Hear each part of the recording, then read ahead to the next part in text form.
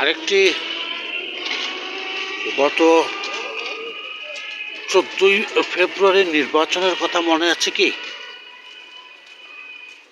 ইসলাম ধর্মের ধারক ও বাহক যারা আছেন, মান্যবর আলেম ওলামা মাশায়েখ, তাদের নির্বাচনের মনোনয়নপত্র যাচাই বাছাই এবং মার্কা বরাদ্দ হওয়ার আগেই জেনারেল ওয়াকার এবং কতিপয় কিছু ডক্টর ইউনূসের সদস্য, যারা পরে নিজেদেরকে মেলে ধরবেন প্রকৃত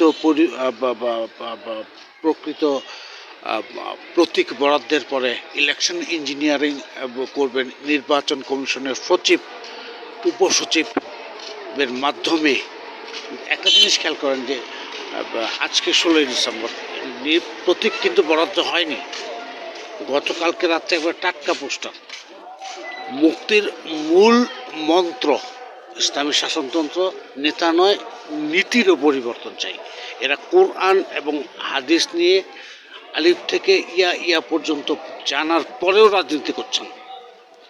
আসন্ন ত্রয়োদশ নির্বাচনে কথাটা পড়বেন, ভালো করে শুনবেন।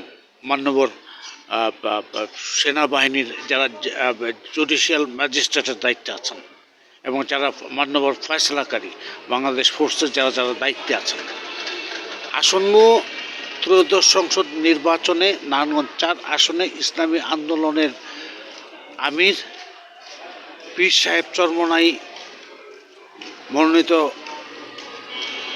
সংসদ সদস্য প্রার্থী, জাতীয় ওলামা মাশায়েখ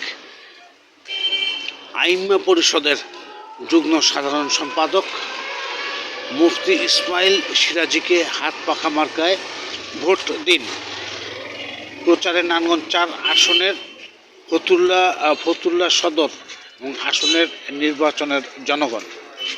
এই যে প্রতীক এখনো বরাদ্দ হয়নি, সেখানে ডক্টর ইউনূস রাজাকার এবং ওয়াকার রাজাকার এবং আল বদরদের সমন্বয়ে গঠিত টিম। এই যে এটা শেষ আরেকটা পোস্টার দুইটার, একটা হচ্ছে হলো দুইটার ঈদ ভিন্ন রকম। তো এরা চাচ্ছে যে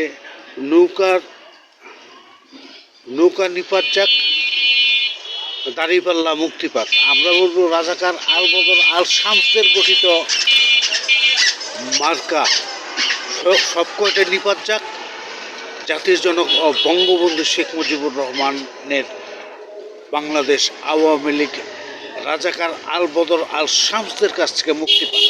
মোহাম্মদ ইমরানুল ইসলাম, আমির সময় .net।